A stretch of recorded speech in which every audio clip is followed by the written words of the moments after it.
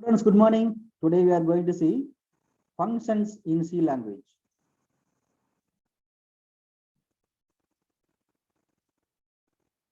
Functions. Functions are building blocks of C language. It groups a number of program statements into a unit and gives it a name. This unit can then be involved from the main program. One of the reasons to use functions is it can reduce the size of the program, but at the same time, it will increase the time of execution. Function prototype. Function prototype is nothing but declaration of a function before using it. A prototype, the compiler can report any illegal conversions between the type of arguments in the function declaration and the types of arguments in the function definition. The compiler will also find the difference between the number of arguments in the declaration and definitions. The general format of the function prototype is type, that means data type, function, data type, argument 1, argument 2. This argument 1 and argument 2 are optional. A function may return any type of data except arrays. That is, function will never return arrays. The argument list is a comma separated list of variables and their associated data types. Explanation of the function. Here, as usual C program, the statement total equal to sum. Here we are calling the function sum. So when we call the function, the control will go to the function, actual function. Okay, so the control will come to the function sum. Here m is a formal argument. So what's the value of n? 5. The 5 is being passed to the formal argument. That is the variable m. Okay. Now m equal to m into m. So m equal to 25. Then return m. Return m means the control will again go to the statement from where it has been called. So the value 25 will be assigned to the left side variable total. So total will become 25. Printf. Now the value is 25. So we will get the output value is 25. So in this way, the functions are being called.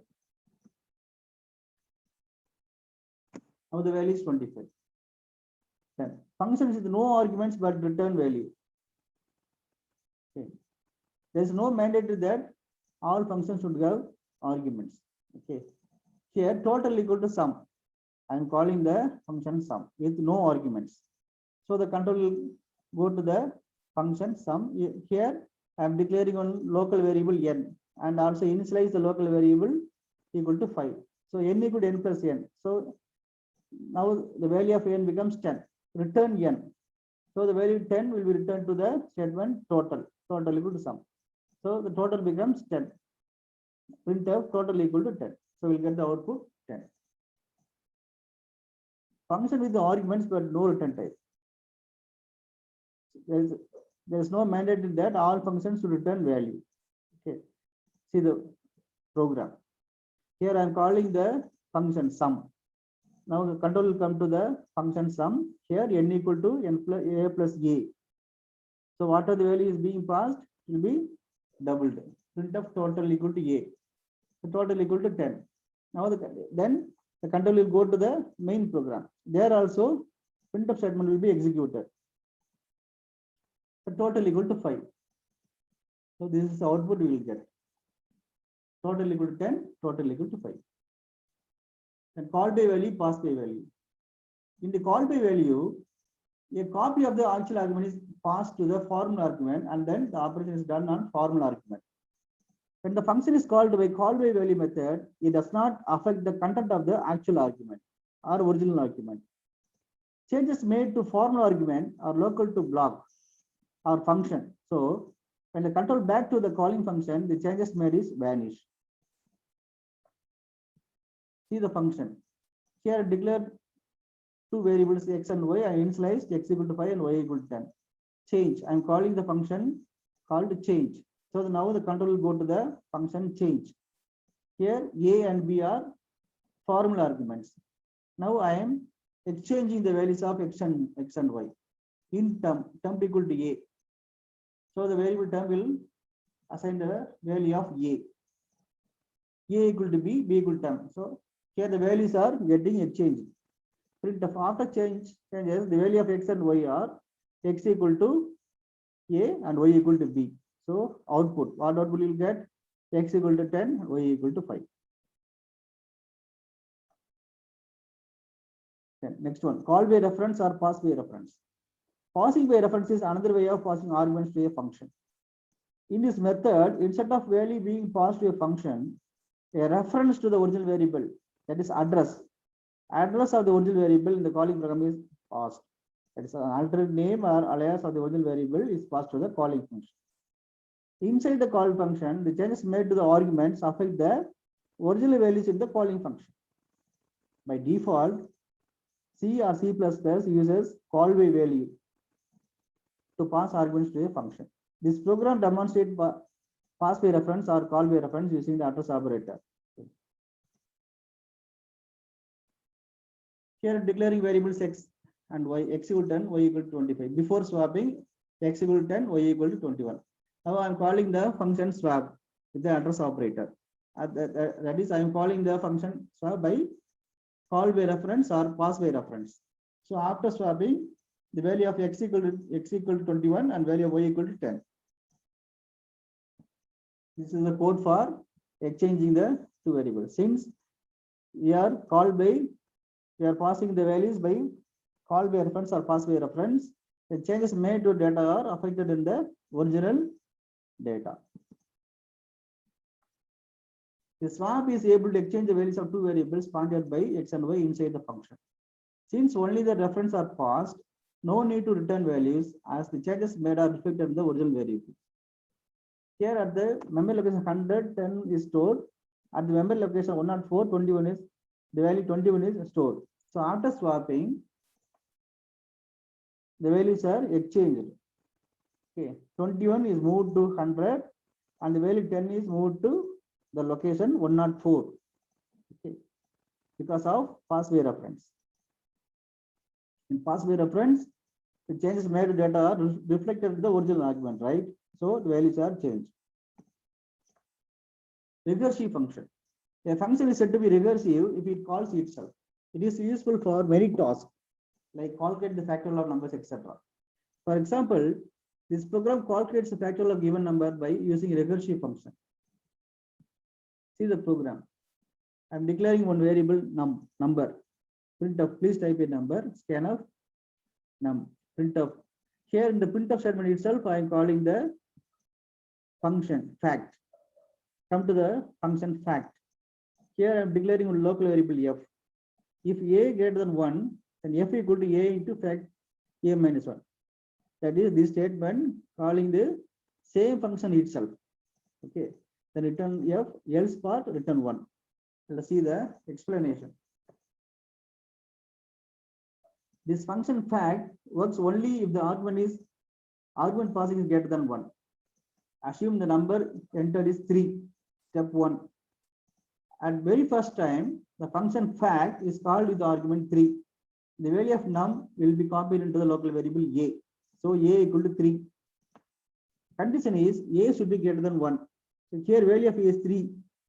So condition is true. Now the statement f equal to 3 into fact 3 minus 1 is executed.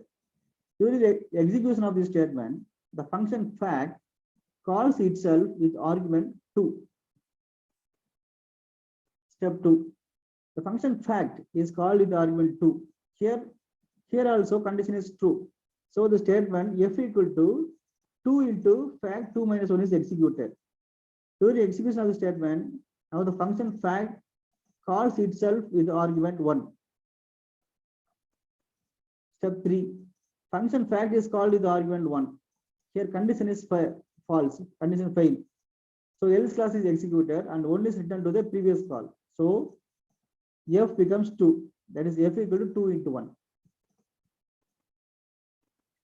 Now 2 is returned to the previous call. Now f becomes 6. That is f equal to 3 into 2. So f equal to 6. Factorial of 3 is 6. See the diagram. At first time 3 is passed to the formal argument A. F equal to 3 into fact 3 minus 1. So 3 minus 1, 2.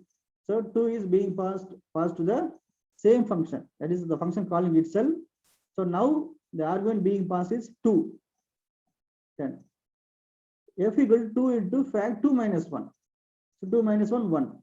So now the argument value 1 is being passed to the same function fact. Okay, so A equal to 1.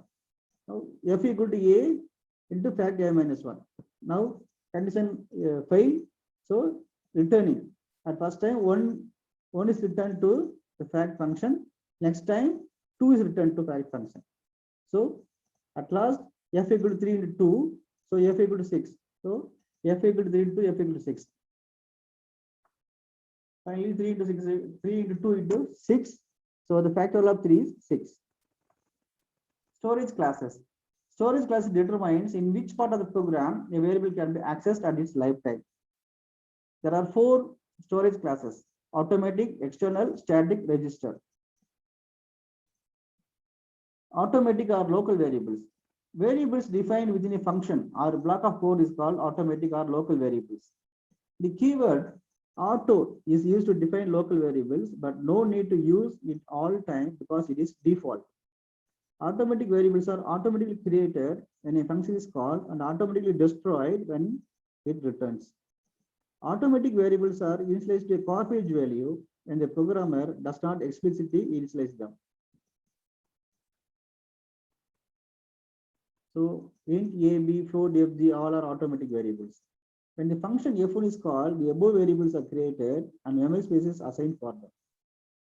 Later, when the function 1 is completed and control is returned to the calling function, the memory space assigned for it will be assigned to other variables function structures, because the above automatic variables and the values will no more exist.